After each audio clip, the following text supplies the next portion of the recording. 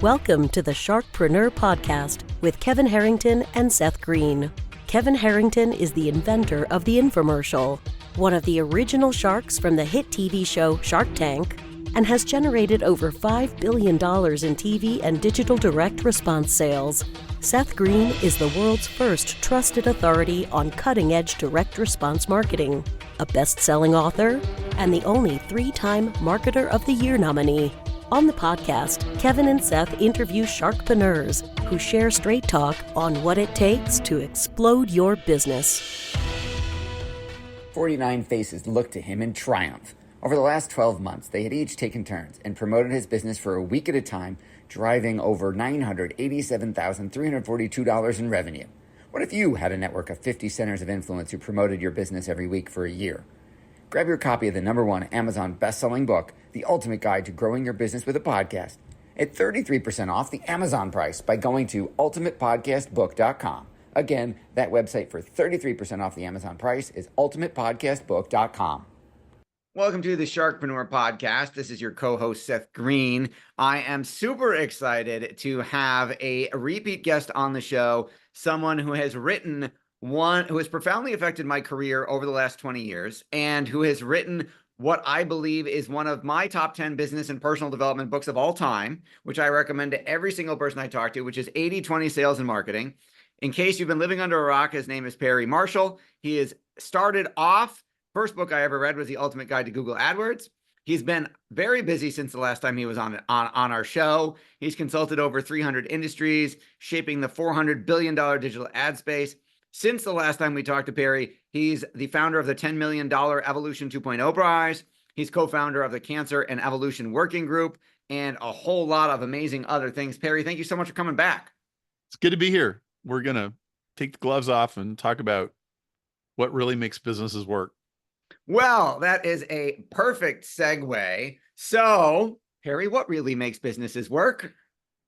Principles, not techniques. I think the world is addicted to the latest tweak, the latest fix, the latest social media platform, the latest orange or yellow button or whatever.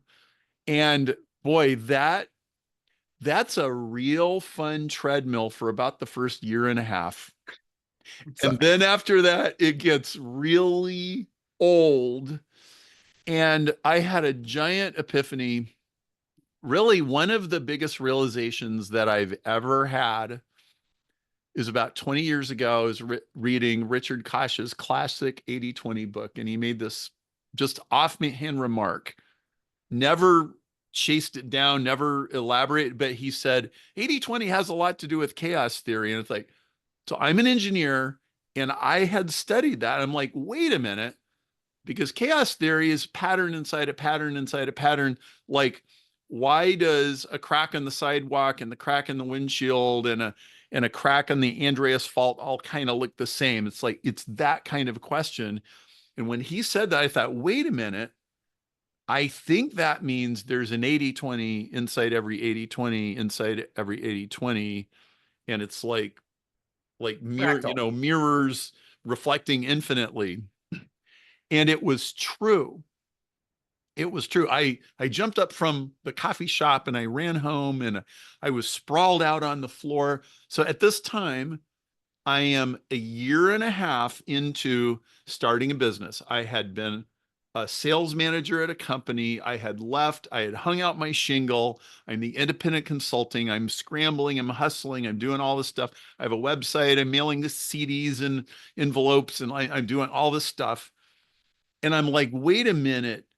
This describes everything I've ever done, and I can also use it to predict the future. And so I'm laying on the floor with all these papers, and I had a little calculator.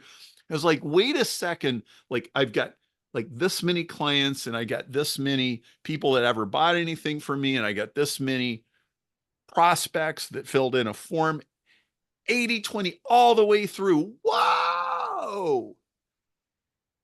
And the next Monday, I emailed my client and I said, we're changing everything we're doing because this explains. And that began, like, that was one of the most useful and profitable things. There's entire businesses.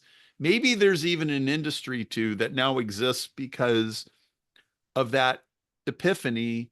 And so let me put in a little context to the very beginning where I talked about techniques versus principles. So I wrote the book on Google advertising, and a lot of people have been in marketing a long time. They know me for that. And it sold 100,000 copies. We also wrote a Facebook book, and that was great. Like magic carpet ride, Google goes supernova, Perry goes supernova. That was all fun. But being in that business after a while made me feel like a crack dealer in the not so good sense, because people would use a technique and then it would work for a while and then everybody else would start using it and now they need another one and another one. It was like, well, I need Permanent more shiny heroin. object syndrome. I need more heroin this time. No, can I get like 2 syringes instead of 1? And it got tiresome. And also, being attached, I've never really had any relationship with Google, but being associated with Google abuses their advertisers. I know that nobody would ever believe that. No, And, Google isn't evil at all. nobody would ever believe that Google would try to vacuum your wallet out of like an innocent entrepreneur who's trying to feed their family and big payroll. But yes, they do. And because of all of these, I was like, the way I figured this out was 80-20. I went into Google accounts and I 80-20'd every single column and I turned it into a process. And I said, this is how you optimize a Google account. This is what you do at the beginning. This is what you do at the end. This is what you do every week. And it worked. And so I said, I wonder if the world will be receptive if I show them like the magic behind the magic. Like, would people want to know the general tool set instead of the specific, here's what you do in a Google campaign? And who would know? You never know before you try stuff like this, but it turned out it worked. And that became 80-20 sales and marketing. And the thing I love about it, the point is 80-20 is forever. 80-20 has been running for 13 billion years history of the universe, and it will run exactly the same way 100 years from now. And so, like, if you want to learn something and learn it once and learn it well and not have to start over and start over and start over and be on that treadmill and go hunt for another shot of heroin, 80-20 is it. So you talk about, right, the heroine of the tactic versus the long-term principle of the strategy. You talk about how the principles don't change over time. How did you figure that out? And how did you go back in time to show yourself that so you knew you were onto something? Well, so 80-20 comes from a guy named Pareto 100 years ago, Italian economist, and he figured out no matter what country he studied, no matter what their government was, 20% of the people had 80% of the real estate. And 80% of the people had 20% of the real estate. And it, like, the details in the politics didn't really make that much difference. And so that it got turned into the 80-20 rule. And a lot of people have heard about that in business. And most people have heard of this. Like, most people think they know what it is. Just last week, a guy posted on Twitter, I thought I knew what 80-20 was. And then I read Perry's book. I had the same experience. And so 80-20 is not just this business thing. Now, in business, the most common way to explain it is 80% of your money comes from 20% of your customers, and 20% of your money comes from the other 80%. That's true, but it's true on top of true on top of true, because the top 20% produce 80%, and the top 20% of the top 20% produce 80% of the 80%. And it's not just numbers. It's the size of craters on the moon, and it's rabbit populations, and it's the traffic patterns in your town, and it's the traffic patterns in Los Angeles. And it's in all kinds of, like, your spreadsheets and manufacturing defects. it's everywhere because it's the number, it's the arithmetic of self-reinforcing behavior. Anytime you have any behavior where more of that produces more of the same, like two 14-year-olds try Jack Daniels and one of them likes it and one of them likes it. Well, that little, like, the second one, maybe he liked it 10% more, but then the 10% compounds over the next 40 years and he's an alcoholic and he's drunk half a bottle before 10 o'clock in the morning. And the other guy just has a drink every week. 80-20 is the math of the hyper responsive customer. And it's also the math of the product defect. And it's also the map of the negative Amazon review or the positive Amazon review. And so if you can figure out where the levers are, you don't need to do all the work. The universe does the work for you. I mean, you could think of it as a mystical force if you want to. I could give you a perfectly scientific explanation of why it works. I don't know that most of your listeners really want to hear like all this stuff, but even if you just think of it as a mysterious force that always operates in the universe, it's absolutely true. Now, I've been following you since the first edition of Google AdWords came out. We've spoken on stage together at Kennedy events back in the day. Yeah. And I've always thought of you as, forgive the term, king of the rabbit hole. Because you grab a hold of a thread of something, in my opinion, this is from an outside looking in, and you go further down the rabbit hole than anybody else, and you pursue it to the unraveling of the entire thread and come up with distinctions and epiphanies that very few people ever do. How do you think? How do you figure that out? What makes Perry do that? Well, first, you're absolutely right. You nailed it. That's what one of my close mentors told me that. She goes, you know what you do is you take people down rabbit holes.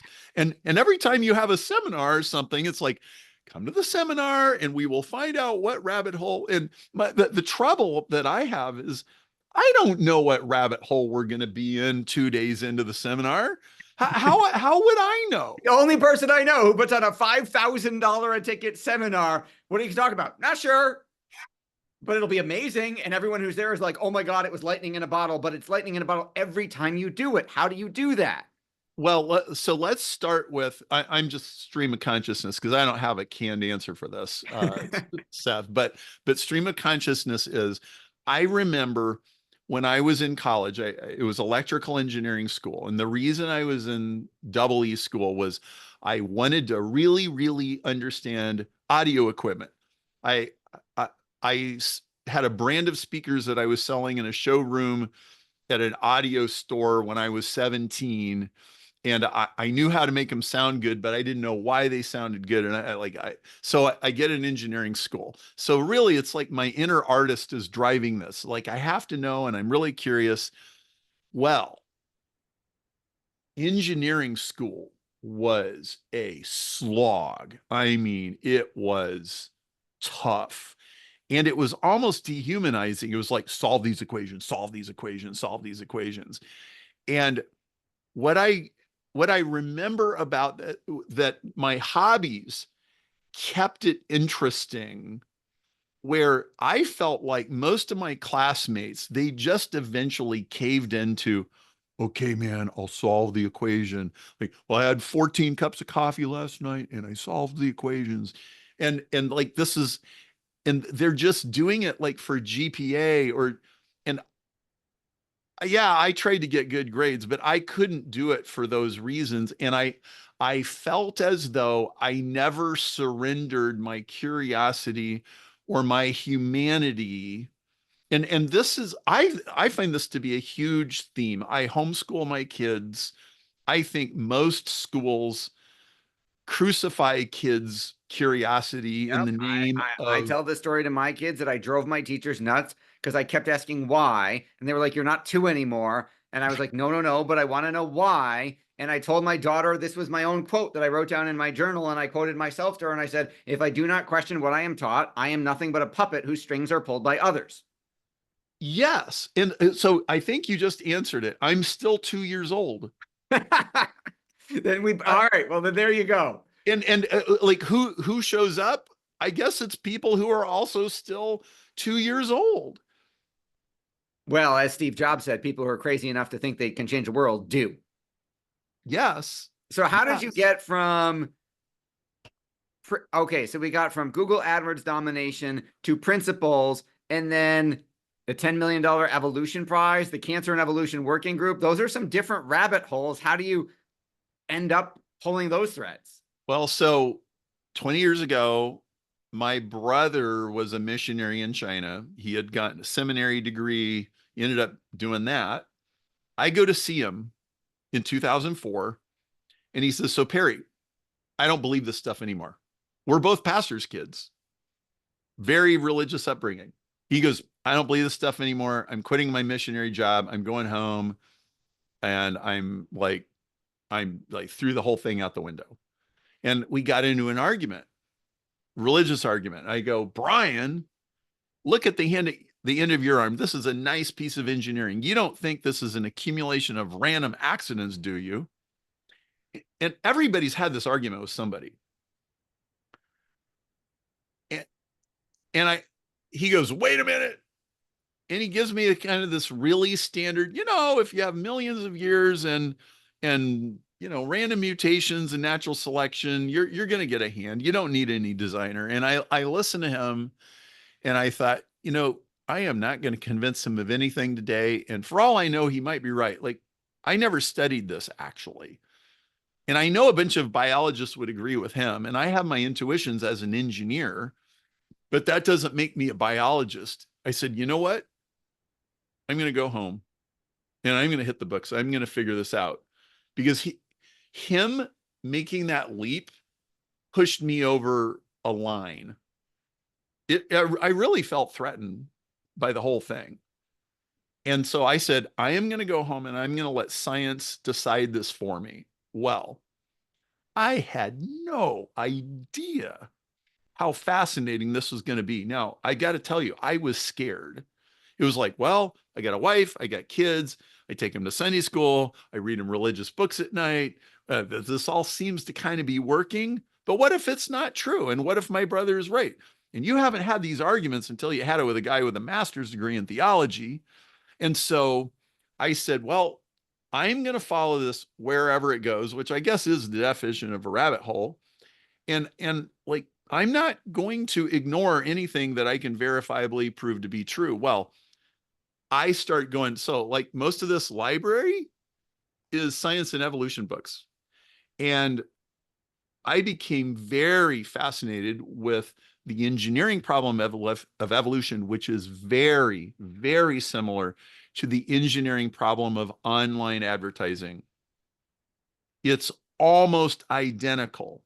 So you talk about survival of the fittest, and you talk about mutations and making new species and making new innovations, and some of them succeed and some of them fail. This is exactly what happens on Google ads and Facebook ads and TikTok ads and all of that. And I started seeing the parallels. And that just gave me a bigger toolkit for asking science questions and biological questions. And I go, this has to make sense, because the world all runs on a common set of principles. It's not like there's a set of principles in business and a different one in science and a different one in psychology. No, like the whole world is one place, and it runs on one set of rules. And the analogies many times go from discipline to discipline. So I started chasing this down. And what I found, Seth, is that all cells are intelligent. Like your chiropractor would tell you this, and your massage therapist has the innate ability to heal itself if you just get out of the way. Yep. Okay. And so like the cells in your body, they're not just wind up toys, and they're not products of accident. We live in a universe that is incredibly fine-tuned and tweaked to a degree that I can't even get into here. And the conclusion that I came was, I was told like evolution, bad, bad, bad. Like that's where I grew up. Well, what I found out was evolution is true. Why is it true? Because cells are intelligent. Why are cells intelligent? Nobody knows. That's why I have a $10 million prize for the origin of the genetic code that I announced at the Royal Society with 2 Oxford professors 5 years ago. Well, that caused me to get invited to organize a cancer and evolution conference, because cancer cells are when the cells of your own body decide to start evolving on their own, not according to any other, like their own plan, not your plan, their plan. And they start evolving. And I knew from reading all these books how powerful the intelligent evolutionary toolkit is. And this turned into a scientific society that now has 5,500 members. And I'm now deeply involved in science research and cancer research. I spend about half my time doing that now. And each rabbit hole has connections to the others. And okay, so what does this have to do with everybody who's listening? Well, I want you to listen really carefully.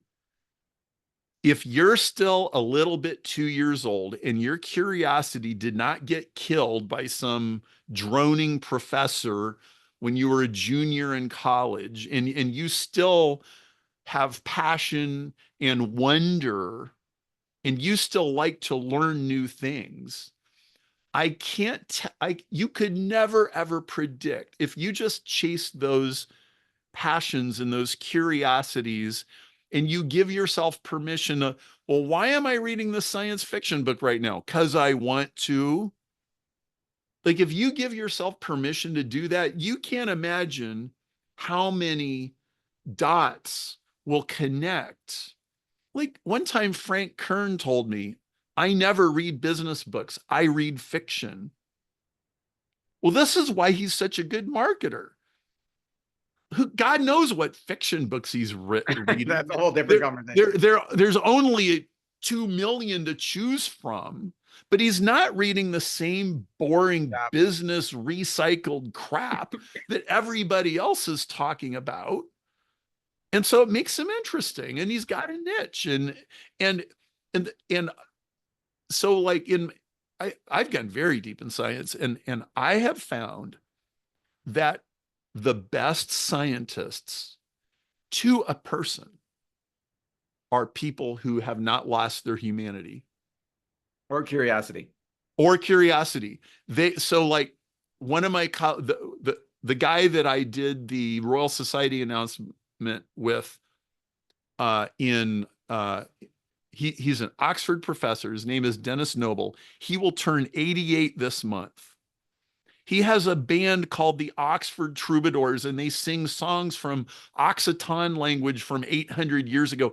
It's like Southern French pop from 1200 AD. And he speaks like 4 languages. And at any party, he's like the life of the party. He's like the quintessential professor that could talk about anything. And that's what makes him a great scientist. A merely good scientist just gets really good at protein folding or some such thing. And the protein folding, it turns into its own heroin because, oh, like I need another protein fold. Well, yeah, there's always another protein fold. But what about the big picture? Like, what about, is anybody going to stand up in the middle of the cubicle farm and say, hey, everybody, doesn't anybody know how this thing works? Well, they're all embarrassed to tell you that they don't know how it works. That's where the next Nobel Prize is. It's not in getting another grant where they could already predict what was already going to happen. So, long rant. Amen, sir. Well, we greatly appreciate your time. We know it's incredibly valuable. Folks, if you have not read 80/20 Sales and Marketing, please go get it. Go to perrymarshall.com, go to Amazon, go get the book. Check out the 80/20 Sales Calculator, which will blow your marketing and business brain, and keep going down rabbit holes. Perry, thank you so much for joining us. Thank you for indulging my inner 2-year-old. Thank you for humoring mine. Thank you, everybody, for watching or listening. We will talk to you or see you next time. Why do so many businesses struggle while others seem to explode overnight?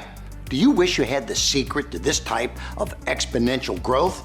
Now, I've scaled more than 20 businesses. The work I use in all my business ventures for massive success. Order at kevinmentor.com and get over $1,000 in bonuses. Head to kevinmentor.com.